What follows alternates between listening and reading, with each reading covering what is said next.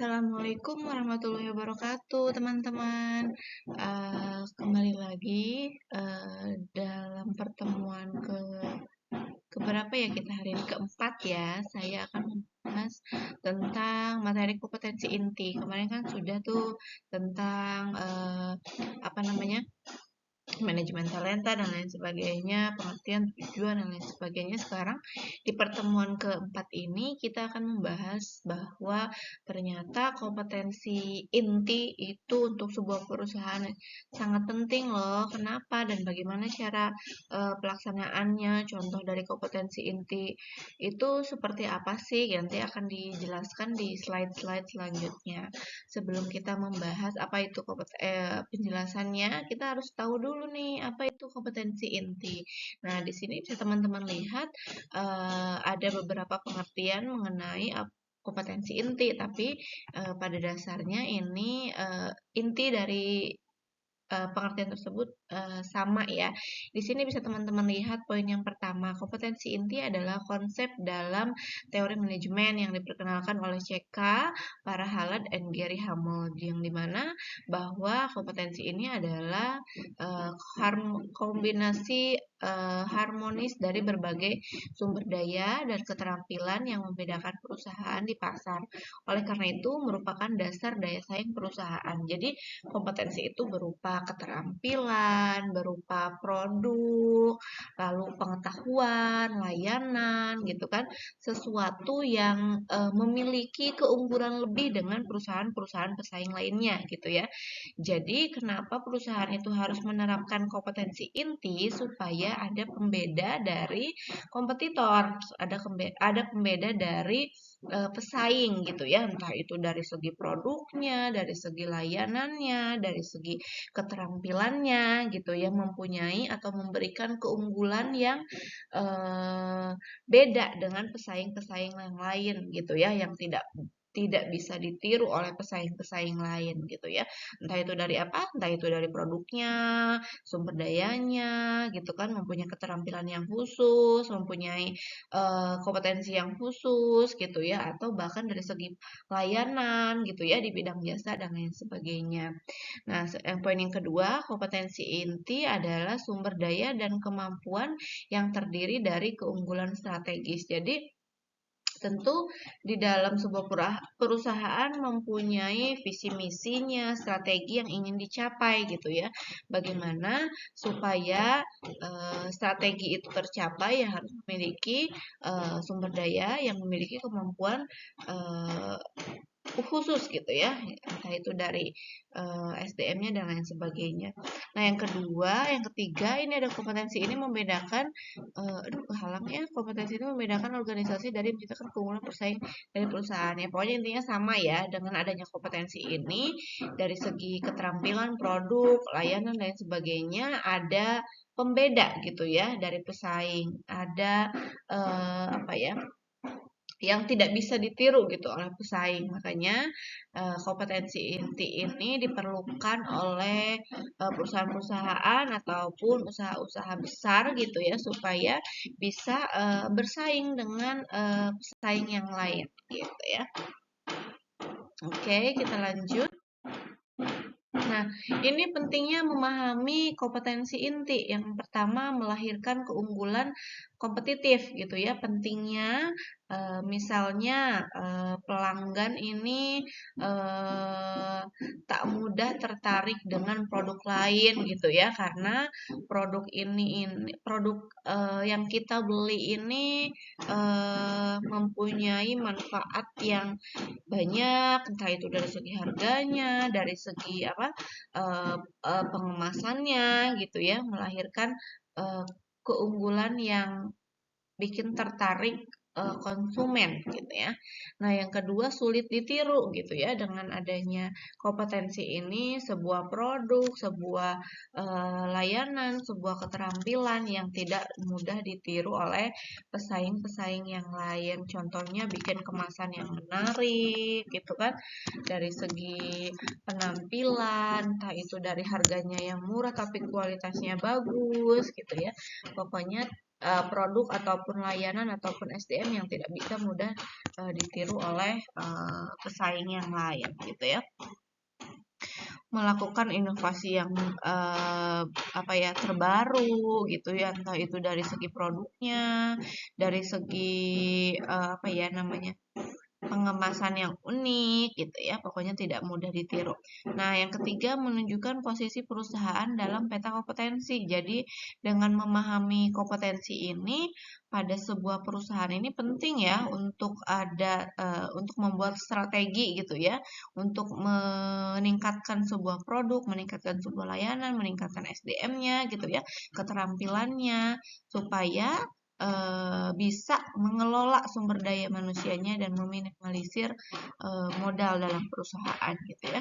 Memperluas area inovasi. Jadi banyak dikenal orang gitu ya. Contohnya deh produk iPhone gitu ya, Android. Mereka kan banyak nih mengeluarkan produk-produknya dari contohnya Samsung dari ada HP-nya, ada laptopnya, ada elektroniknya, ada berbagai macam gitu ya fitur-fitur dari Samsung. Nah, mereka kan jadi luas gitu jangkauannya ya. Mereka berinovasi, oh apalagi ya, ada headsetnya, ada TV dan lain sebagainya, elektronik dan lain sebagainya. Jadi bisa memperluas area inovasi dan bisa dijangkau gitu oleh semuanya. Atau dari segi aplikasi misalnya ada Gojek misalkan dulu kan cuma hanya eh GoRide aja ya. Sekarang kan udah ada GoSend, udah ada Justip, udah ada GoMet gitu, banyak fitur-fitur lain gitu ya. Sehingga bisa memperluas inovasi-inovasinya. Lalu dengan cepat menemukan dan masuk dalam pasar baru. Jadi bisa dijangkau oleh semua kalangan gitu ya.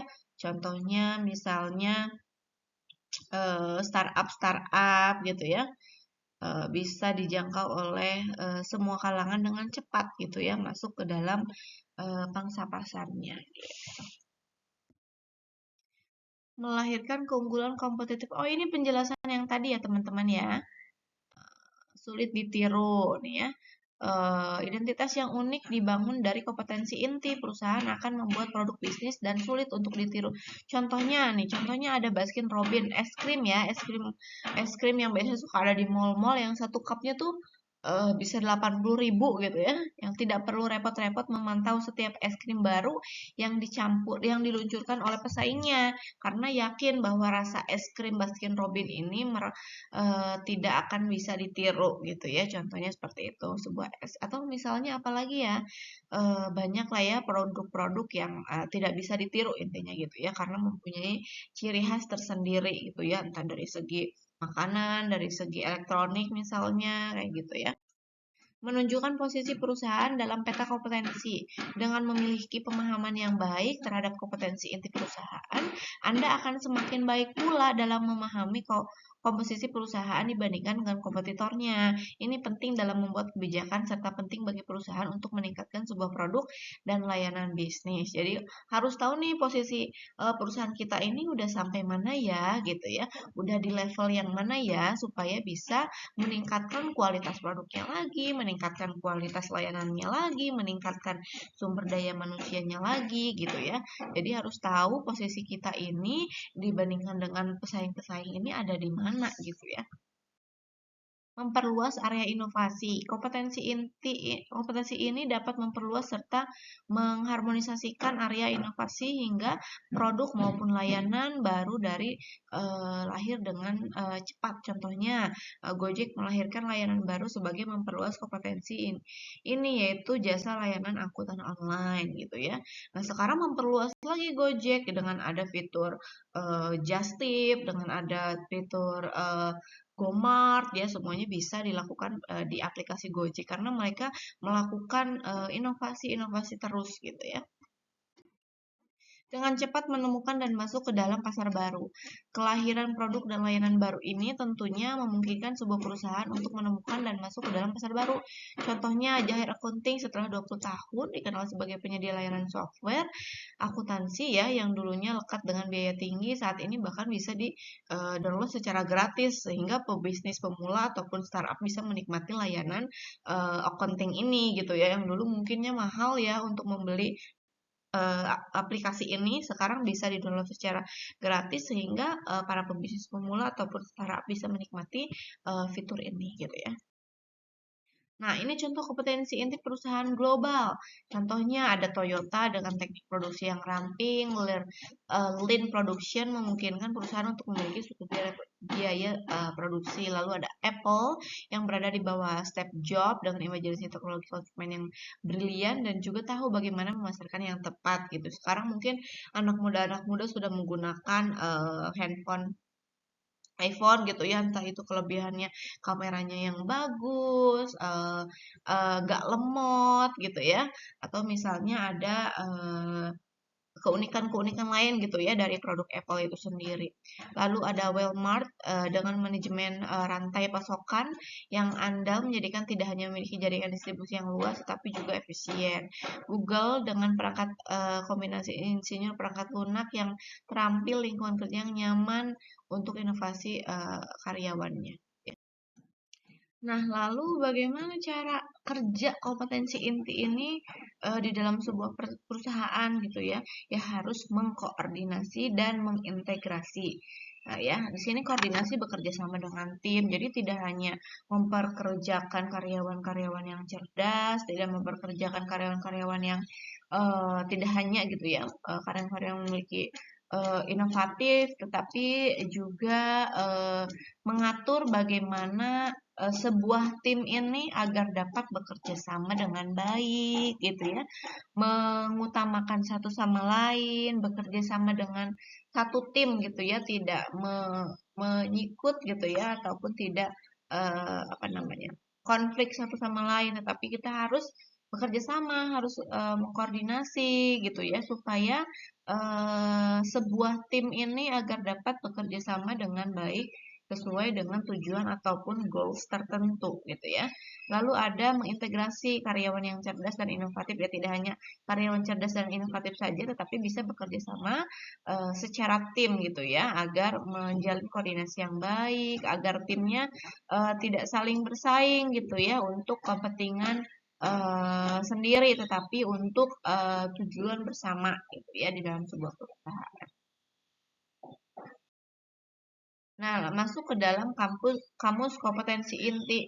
Yang pertama harus bekerja sama ya. Kembali lagi kita harus bekerja sama, teamwork ya. Bagaimana caranya bekerja sama itu sangat penting untuk meningkatkan sebuah keterampilan, pengetahuan gitu ya untuk membantu dalam meningkatkan sebuah kinerja yang baik untuk tujuan perusahaan gitu ya. Harus bekerja sama, harus ada teamwork ya. Kinerja karyawan ini tentu akan berpengaruh ya secara positif saat karyawan memiliki kompetensi dalam bekerja gitu. Jadi di dalam sebuah perusahaan yang menerapkan kompetensi ini ya harus memiliki teamwork ya, bekerja sama untuk membantu meningkatkan kinerja dan tujuan-tujuan dari perusahaan itu sendiri ya.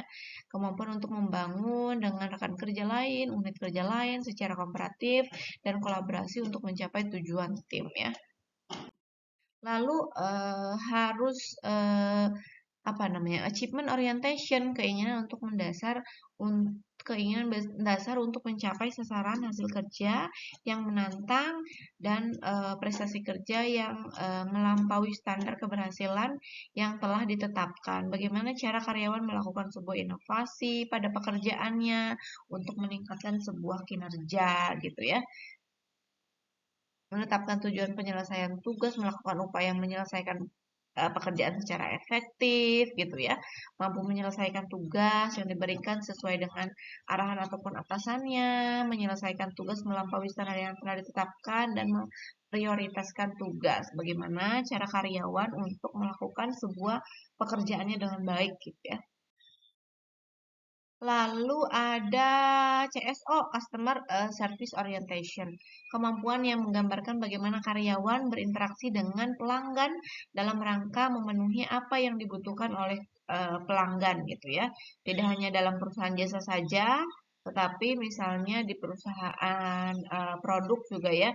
Dari segi internal misalnya penambahan apa namanya karyawan untuk HRD gitu ya, ataupun dari eksternal kepada calon karyawan, nah gitu ya, atau dari segi pelayanan ya seperti bank gitu ya, bagaimana caranya meningkatkan untuk memenuhi kebutuhan pelanggan. Lalu ada komunikasi ya, communication. Jadi komunikasi itu sangat penting untuk menjelaskan sebuah informasi secara jelas, baik itu secara lisan maupun secara tulisan gitu ya, memahami dan merespon dengan baik apa yang untuk menciptakan interaksi yang efektif bagi atasan maupun bawahan. Jadi sangat penting sekali adanya komunikasi yang baik agar terjalin eh, apa namanya menciptakan interaksi yang aktif gitu ya. Komunikasi ini sangat berpengaruh tentunya pada bagaimana budaya perusahaan, hubungan dengan karyawan gitu ya, hubungan dengan pelanggan, penggunaan sebuah teknologi dari eksternal maupun internal gitu ya. Komunikasi sumber daya manusia ini tentu sebagai kompetensi inti ya, karena memiliki ataupun membantu perusahaan untuk menciptakan tujuan-tujuan dengan cara tingkah laku bagaimana karyawan akan mempengaruhi kinerjanya dan juga bisa produktif gitu ya dengan adanya komunikasi yang baik, menyampaikan ide, pesan ya, menyampaikan em, gaya bahasa baik itu dalam lawan bicara, mampu mendengarkan dan memahami informasi yang baik gitu ya dari lawan bicara, eh, baik atasan maupun bawahan.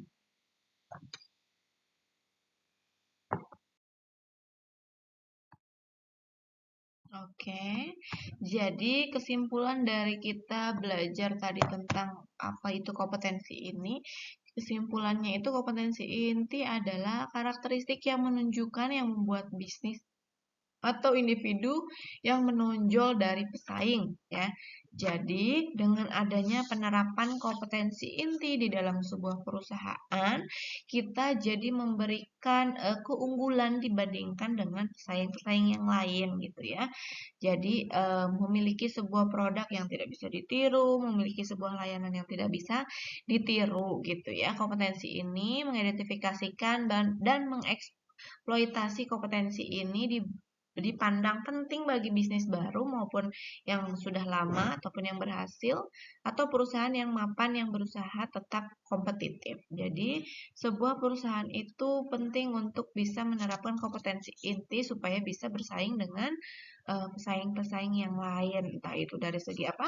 Komunikasinya, teamworknya, gitu ya, skillnya dan lain sebagainya. Entah itu nanti produknya, layanannya, keterampilannya, kemampuannya gitu ya, supaya bisa bersaing dengan perusahaan yang lain gitu ya. Kompetensi inti adalah karakter sebuah layanan, sebuah keterampilan gitu ya untuk menentukan membuat bisnis ataupun individu yang menonjol dari pesaing-pesaing yang lain gitu ya. Gitu. Oke, cukup sekian pemaparan materi dari saya untuk pertemuan hari keempat ini tentang kompetensi inti. Semoga teman-teman bisa memahami apa yang saya sampaikan. Saya akan upload video ini di BOC, silakan teman-teman tonton. Jadi sesekali di play ketika mau UTS ataupun mau UAS untuk mendengarkan lagi materi-materi yang saya sampaikan. Oke, saya tutup. Terima kasih atas kesempatannya teman-teman. Mohon maaf bila ada penyampaian yang terlalu cepat ataupun kurang jelas. Saya pamit undur diri. Wassalamualaikum warahmatullahi wabarakatuh.